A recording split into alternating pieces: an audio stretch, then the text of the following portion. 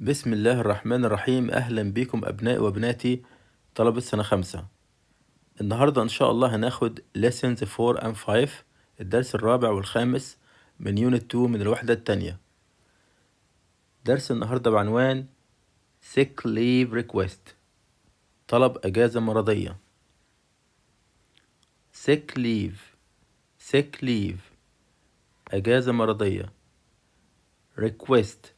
request طلب. habits عادات. brain مخ أو دماغ. understanding تفهم أو استيعاب. bathroom مرحاض. بعد كده عندنا تصريف الأفعال. returned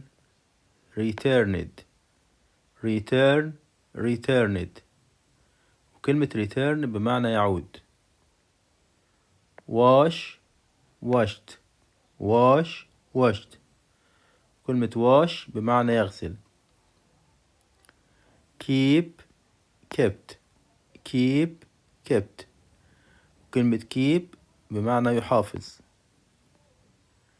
let كلمة let بمعنى يسمح. بعد كده عندنا تعبيرات وحروف جر هامة. come back يعود أو يرجع. best regards مع أطيب التحيات. be able to قادر على. plenty of كثير من. at least على الأقل. بعد كده عندنا نقاط هامة على نصوص الاستماع والقراءة. كريم writes an email. كريم بيكتب رسالة بريد إلكتروني because he feels sick and has a fever، علشان هو يشعر بالمرض وعنده حمى. he needs to rest at home، وهو محتاج إن هو يستريح في المنزل.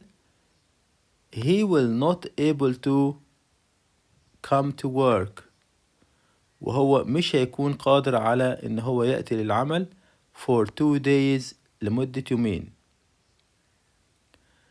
he will return work on Wednesday، وهو سوف يعود للعمل في يوم الأربع. choose the correct answer، اختار الإجابة السليمة. number 1 doctors sometimes suggest، يعني الدكاترة أحيانا بيطلبوا نقط from school or work، من المدرسة أو العمل، to help sick people، إن هم يساعدوا الناس المريضة، rest يستريحوا and get better ويتم شفائهم. مين يفكر معايا في الإجابة؟ الدكاترة بيطلبوا من المدرسة أو الشغل للناس المريضة علشان يتحسنوا؟ برافو، sick leave يعني أجازة مرضية. يبقى doctors sometimes suggest، الدكاترة أحيانا بيطلبوا sick leave أجازة مرضية from school، من المدرسة or work أو العمل to help sick people، علشان يساعدوا الناس المريضة إن هم rest يستريحوا and get better ويتم شفائهم أو يتحسنوا. number 2 the student made a أو an نقط، الطالب عمل to borrow a book، علشان يستعير كتاب from the library، من المكتبة. الطالب لما يحب يستعير كتاب من المكتبة بيطلب أو بيعمل برافو، request، request يعني طلب. يبقى the student الطالب made a request عمل طلب to borrow a book عشان يستعير كتاب from the library، من المكتبة. number 3 brushing teeth and washing hands are important نقط for kids، يعني غسيل الأسنان وغسيل الأيدي هو إيه مهم للأطفال؟ غسيل الأسنان وغسيل الأيدي عبارة عن إيه؟ برافو، habits، عادات. يبقى brushing teeth and washing hands، غسيل الأسنان وغسيل الأيدي are important habits، هي عادات مهمة for kids للأطفال. listening and reading، الاستماع والقراءة. read and learn، اقرأ وتعلم. a sick day business email، يوم مرضي بريد إلكتروني رسمي للعمل.